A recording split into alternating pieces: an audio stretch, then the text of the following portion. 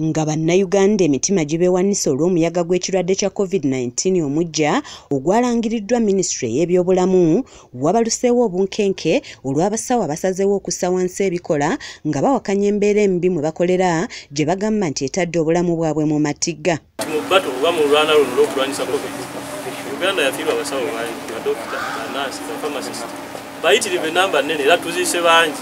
Y'ensonga lwaki tuzze olunaku olwaleero nga 17 olunaku lw'ebbalaza tuteeke wansi ebikola paka nga gavumenti esobodde otuukiriza ebyo byeyeeyama ng'eyita mu kakiiko aka paalamenti ate ne paalamenti n'ebikkiriziganyako. Eri bayintaani bonna mu Uganda mubeere bagumu, tebabatiisatiisa. Abasazeewo okwesuula mu jjulume be basawo abagezesebwa mu malwaliro ag'enjawulo nga leero basinzidde mu bisulo byabwe Mulago ne balangirira nga bwe basazeewo okussa wansi ebikola nga babadde bakulembeddwamu pulezidenti waabwe Mary Lilian Nabwire wamu n'omumyuka we Mukiibi Nicholas. When you say the consequence of you sitting down, but if I go and work on a patient, frustrated and I do a wrong thing, because we perform surgeries, if I perform it wrongly, we know that we also have consequences. Bano bagamba nti bakolera obudde bungi obusukkamu obwo gavumenti bwe yalagira kyokka nga n'ekyokulya bawammanta kiwammante okwo kw'ossa ensula embi ekiviirako n'abamu okukola ensobi nga bakola ku balwadde. Ebirala bye beemulugunyako bwe budde bwe bannyukirako bwe bagamba nti buba buyise ate ng'abamu basula mu migotteko ekiyinza okuviirako bannaabwe naddala abakyala okutuusibwako ogw'obuliisamaanyi nga badda ewaka. Abasooka twafunayo intern doctor omu gwe barepinga ku kkubo ng'atambula. Abamu abalenzi babakuba mu makubo obutayimbwa mu kiro kubanga ebiseera ebimu olina okuva ku mulimu ssaawa 11 oba 12 naye ne weekanga ziweze ssaawa 4 ate ssaawa za kafyu. Olumu tofuna booda, olumu otambulawo mu bigere kati n'okuba obutayimbwa. Abamu ne babaharasinga abawala. Kati bwe tuba nga tukolera mu mbeera bweti naffe ebirowoozo byaffe ku balwadde byaffe tebibeera wamu, tebibeera biteefu, tetukola nga bwe tulina kukola kukola. Naye kireetera okukola ensobi nnyingi oba mistakes nnyingi ng'okola ku mulwadde nga tomuwadde attention.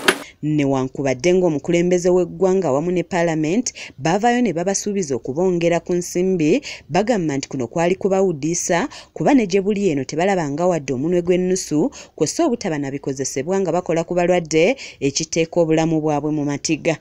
Era abasawo balaba ng'omukulembeze eyabalimba oba eyabalyamu olukwe era nga kibamazeemu amaanyi nti ne weevwe n'empya eya COVID ejja tetumanyi banasobola ogikwata obulungi. Nojambalira wiiki kubanga naawe tolina ssente sobola kugula ki okugula masiki. Kakati onokwasa otya omulwadde etteeka nti genda ogule masiki nga naawe tolina masiki.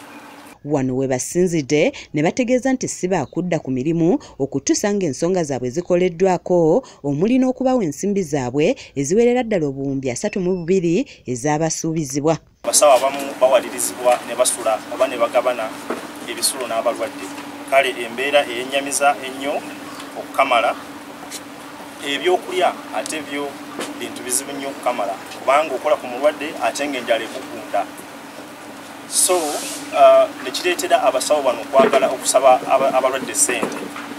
Okeera ku makya n'okola essaawa 36 omulwadde n'akusanga ng'enjala ekukunda ate nga n'obunyiivu oli munyiivu. Provide additional 24 billion to make the 35 that was approved by Parliament for this financial year 2021.